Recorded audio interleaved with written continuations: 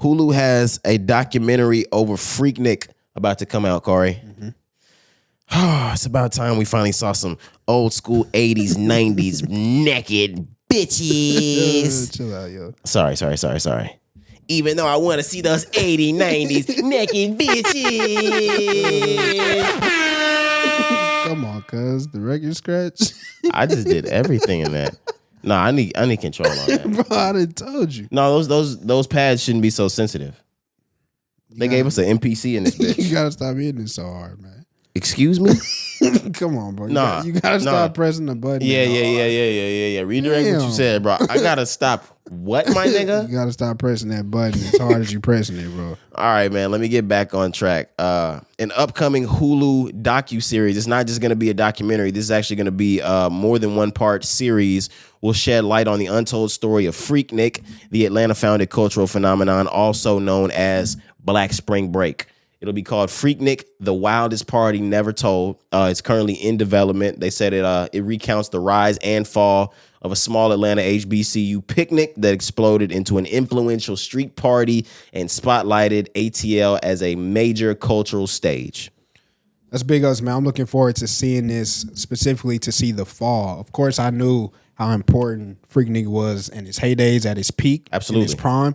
But I really want to know what caused it to fall off the way that it did. Now, I know it still goes on too. Yeah, they actually brought it back, I think 21, but they had to brand it as more like family. I was going to say, and they had that whole debacle with 21 Savage and that shit going on, remember? He performed. He showed it, like Drake came. And just remember they sued him over his birthday because he called his birthday the Freaknik party. Oh, I think so. We reported on it a few years ago. Yeah. For sure. But like I said, man, I would just want to see what really happened, like with the fall off. Now, I was reading the article a little bit. I know, kind of reminds me of Woodstock. You know, the things that happens at concerts, festivals. Only niggers would compare to Woodstock to Freaknik, bro. I'm just saying. I'm just kidding because it does resemble. Yeah, you know the things that sexual assault, things, all that drugs, crazy shit, sex. bro. Yeah, bro. So I'm just like, I know that's the reason why it fell off, but I just want to like see what was actually going on. So I'm looking forward to that for real. I'm just gonna give a little info. It started, like they said, as a picnic just for like D9 Greeks. In Atlanta at an HBCU. They said by 1994, over 200,000 people were in Atlanta just to partake in Freaknik.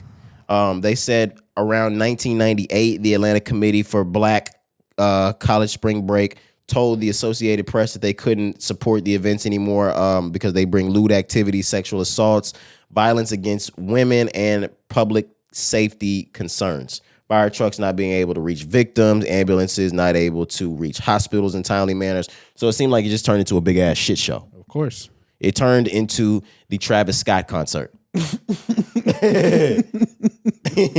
if you think niggas dying was the worst thing happened there, nigga, 200,000 people? Oh my God, somebody got fondled the fuck up that night. Chill.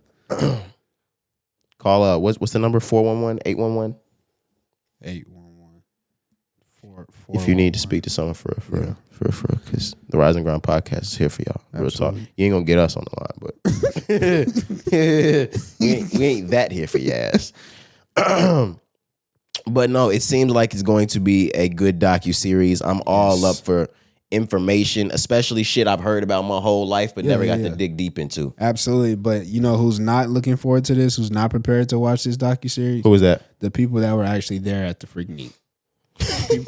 People whose marriages are going to end. We have pastors. We're not going to be able to preach at church no more. The same way you're saying that, and the same way we had an article to talk about this, I passed by so many articles that were talking about how people from that time period have backlash and things to say about this docuseries coming out because they don't want to be portrayed in that light. For real. You should have put your pussy away in the 90s.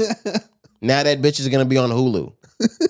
They wanted a waiver or some shit so they could deny it. No, bitch, you had your pussy out the whole 90s. Now it's going to be out the whole 2020s for everybody to see. And I'm going to love it. Fuck. Shake that ass. For sure.